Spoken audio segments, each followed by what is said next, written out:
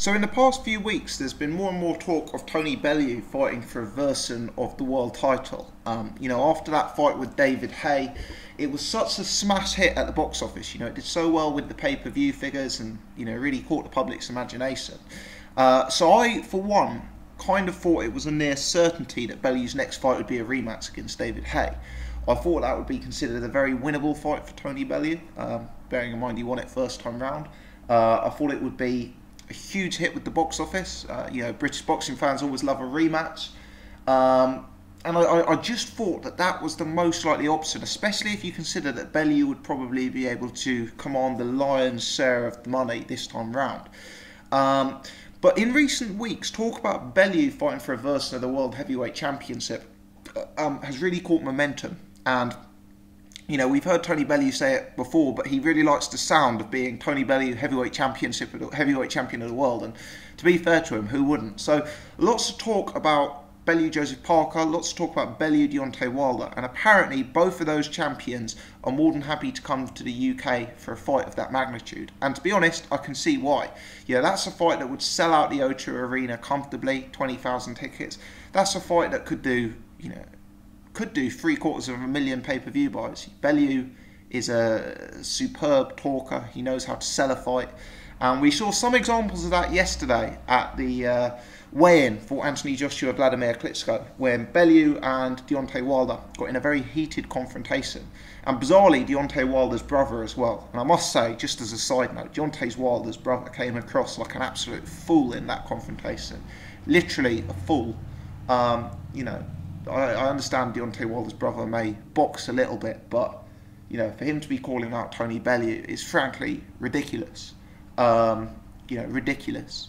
As if Bellew would be interested in fighting Deontay Wilder's brother with the options that are available to him. But regardless, I digress. So, we saw the first hype about Deontay Wilder versus Tony Bellew, and certainly with those two characters involved, you could see it being a very, very marketable fight, and a fight that would capture the public's imagination. I'm also told there's been substantial talks between Team Parker and Team Bellew, with Parker saying that he'd happily come over to the UK for a fight of this nature. If I was Tony Bellew, I personally would be looking at the Parker fight. I think it is the more sensible matchup of the two. And for me, that comes down to styles making fights. Tony Bellew did really well against David Haye. He did far better than I anticipated him doing. And after that fight, I promised never to write Tony Bellew off again. But what I would say is that whilst Bellew surpassed all of my imagination, what I believed and imagined he could do in that fight, what he was facing in David Haye was not a guy with the modern heavyweight physique. And I think one of Bellew's biggest problems would be against a modern heavyweight who's 6'6", 6'7", and who uses a jab. Because Bellew's always been very open defensively in terms of eating the jab. And if it was a guy like a Tyson Fury or a Deontay Wilder or an Anthony Joshua who's got so much of a height, reach, range, size advantage over Bellew, I think they'd really be able to dictate the fight early and easily behind that jab and keep Bellew at range. Now, David Haye didn't really commit to a jab, and in addition to that, David Haye, whilst he has a genuine heavyweight's physique in this day and age, he probably doesn't have that heavyweight frame in terms of being 6'4", 6'5", having that sort of range. Now, Joseph Parker is very much a heavyweight, and Joseph Parker's a very, very good fighter. In my opinion, a superior fighter to Tony Bellew. However, Parker is another one who, whilst he does have a very good jab, doesn't commit to it. I don't think Parker has shown in his career to date that he's the kind of fighter who's going to fight 12 discipline rounds purely behind a jab. I don't think he's a guy who's going to keep Tony Bellew purely at long range and keep him at range with the double jab and bust him up from range with that jab. Parker's defensively open, and that's the kind of fight where Bellew would probably be allowed to stand inside of range for large portions of that fight and to trade bombs with Parker. Now, there's a high chance that Bellew gets knocked out doing that. And, if you guys ask me now who would I pick in that fight, Bellew, Parker, I'm picking Parker. But there's also a chance that Bellew gets into range because Parker doesn't keep him with the jab. Parker's jab is very good, but he just doesn't use it effectively enough. You know, he never changes levels with it. He never doubles it up.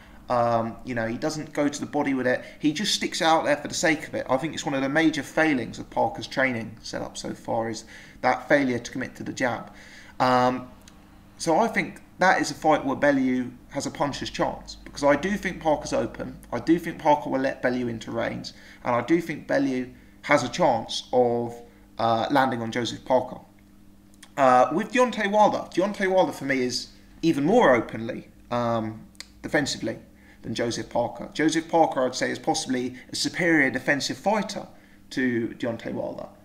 However, Deontay Wilder is a much bigger man who uses his jab more regularly and who's got bigger range than Joseph Parker, as I see it. And what I mean by that is, even though Deontay Wilder is someone who can be caught and can be clipped and is open to getting counterpunched, if he's establishing his jab and he's up against a guy in Bellew who's probably, what, 6'2", 6'3", it's going to be very, very, very hard for Bellew to even get into range to land one of his power shots, because Bellew's a guy who's going to be eating that jab, and Bellew's a guy who, if he swings back, won't necessarily be in close enough range to catch Deontay Wilder, who's got a big frame and excellent ring coverage. So styles make fights, and I think even though Joseph Parker may have a better jab than Deontay Wilder and may be more defensively astute than Deontay Wilder, I think his comparative lack of size means that Bellew would be able to get into his engine room, and it means that Bellew would at least have a chance of counterpunching him and clipping him.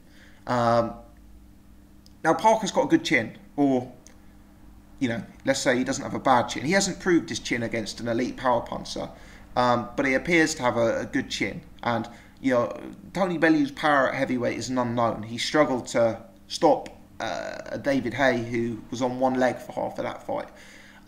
So, you know, it's a really, really hard to make a case for Tony Bellew in this fight.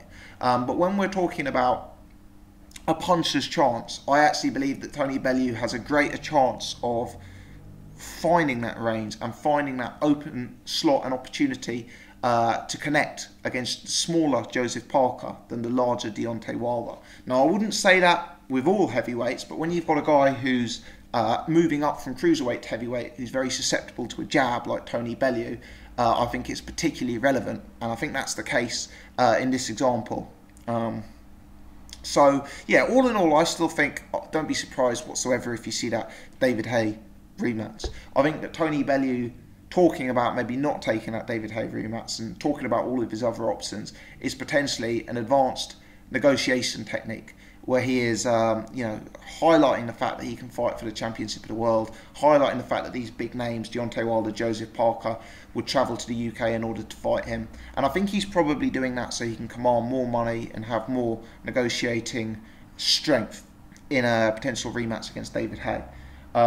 I know this sounds crazy to guys who are tuning in from New Zealand and the US, but actually that David Haye fight in a rematch probably does more pay-per-view buys and generates more interest over here than a Parker fight or a Wilder fight, due to, you know, the fact that British boxing fans genuinely love a domestic heavyweight match, and more than anything love a big rematch, especially when there's some sort of controversy or surprise in the first fight that I guess you could say was caused by David Haye's injury and the bad blood in the lead up to this fight. But yeah, the Deontay Wilder-Tony Bellew beef yesterday, it's interesting. I think Deontay Wilder's a guy with other options. Tony Bellew's certainly a guy with other options. And I think they're more likely to target Parker.